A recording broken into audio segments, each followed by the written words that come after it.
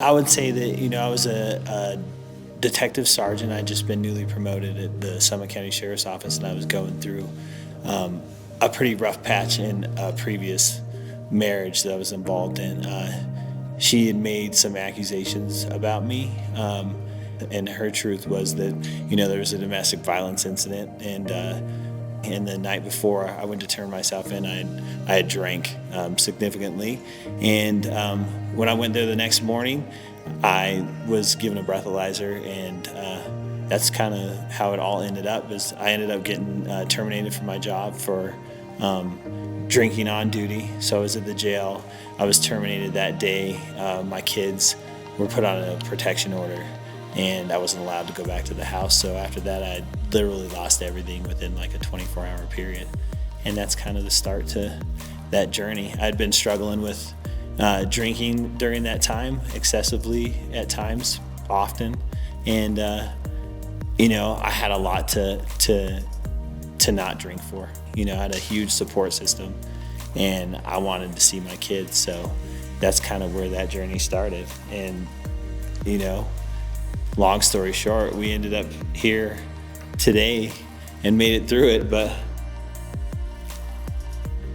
it was a long journey. He's right. Yeah. He was right. It was very hard.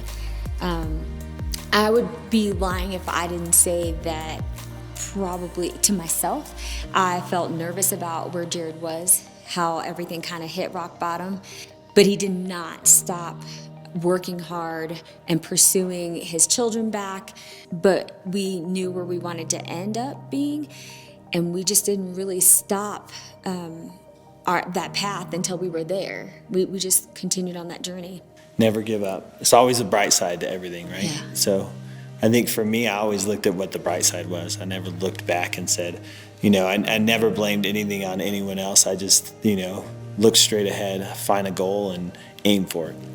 When I talk about exercise, it's more a metaphor for everything to me. I see it as like, that mountain to climb, or that problem to solve, or so many other things that I think about. Taneil might not think about anything sometimes in workouts, and I'm like thinking about everything in life and working through all my problems during those workouts. Afterwards, I just feel great, and I have a clearer mind to approach things. So exercise, I definitely visit a counselor and able to talk to somebody in counseling, and I have a lot of support system in my family with Taneil.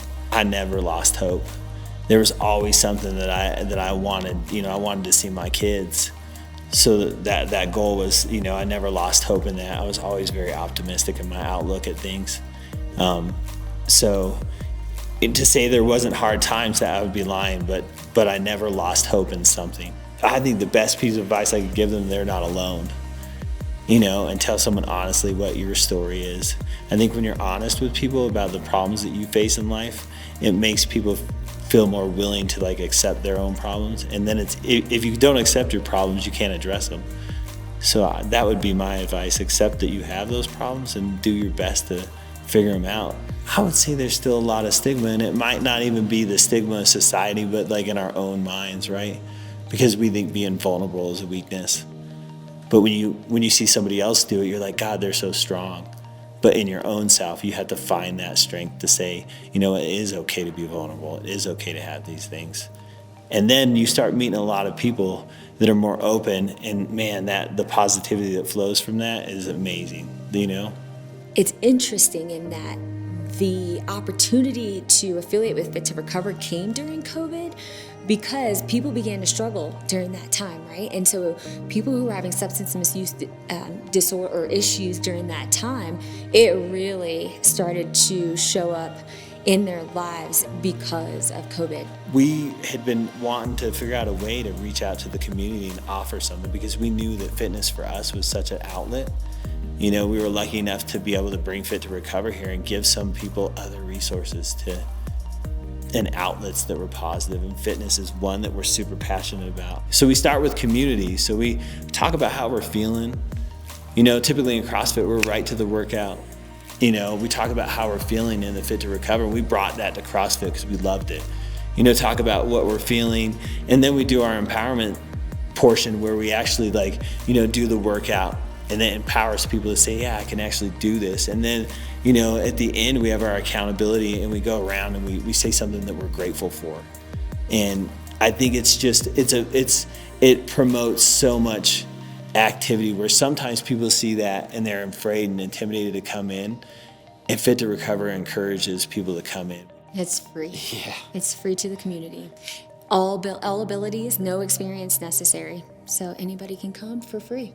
Thank you for the Yeah, thank opportunity. you. It's pretty amazing. Yeah, thank you.